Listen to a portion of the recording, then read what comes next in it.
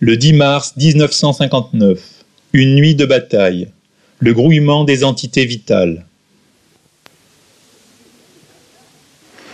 Une nuit de bataille où il est entré dans la chambre pour une raison quelconque. Une multitude de formations du vital, de tout genre, des êtres, des choses, des embryons d'êtres, des reliquats d'êtres, toutes sortes de choses.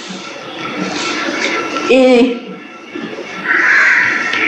c'était un assaut épouvantable, absolument dégoûtant.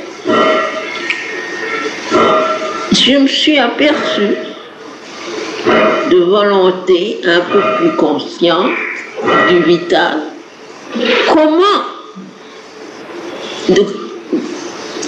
comment elles essayent d'éveiller une réaction dans la conscience des êtres humains pour les faire penser ou vouloir ou, si possible, faire des choses. J'en ai vu un comme ça qui essayait d'exciter une colère pour envoyer contre quelqu'un, pour envoyer un coup spirituel. Mais cette formation avait dans la main un poignard vital, n'est-ce pas? C'était un être vital, gris et limaçeux. Il avait son poignard qui était un poignard très aigu, vital. Et alors, il faisait la démonstration, n'est-ce pas? Il disait, n'est-ce pas, on fait, quand on a fait une chose comme ça, prétendant que quelqu'un avait fait quelque chose qui ne devait pas être fait, il mérite qu'on fasse ça. Et puis, alors, l'image était complète, l'être se précipitant vitalement, n'est-ce pas, avec son poignard. Moi qui sais les conséquences de ces choses-là, je l'ai arrêté juste à temps, je lui ai donné un coup. Puis j'en ai eu assez de cette histoire et ça a été fini. J'ai fait le nettoyage. J'ai fait un nettoyage presque physique parce que j'avais mes mains, j'étais en demi-France, et moi, j'ai fait comme ça avec les mains. Tout s'est envolé. Mais s'il n'y avait pas eu ça, je regardais pas positivement avec curiosité, mais pour apprendre. N'est-ce pas? Pour apprendre dans quelle atmosphère les gens vivent. C'est toujours comme ça. Ils sont toujours harassés.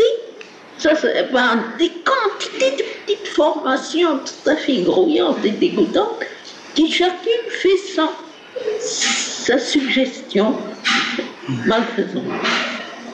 Et ces mouvements de colère, n'est-ce pas, quand quelqu'un, par exemple, est emporté par sa colère et qu'il fait des choses que dans son état normal il ne ferait jamais.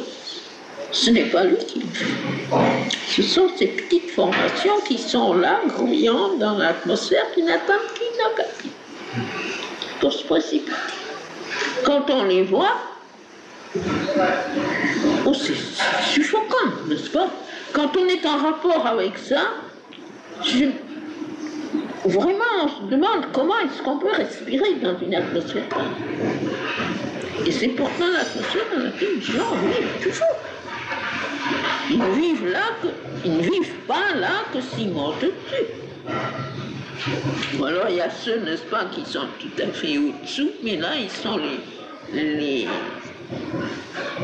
les jouets de ces choses. Et leurs réactions sont quelquefois non seulement inattendues, mais absolument épouvantables, parce qu'ils sont le jouet de ces choses-là.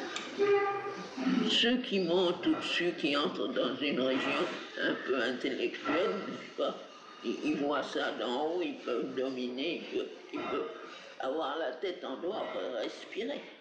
Mais ceux qui vivent dans ce domaine-là, c'est le domaine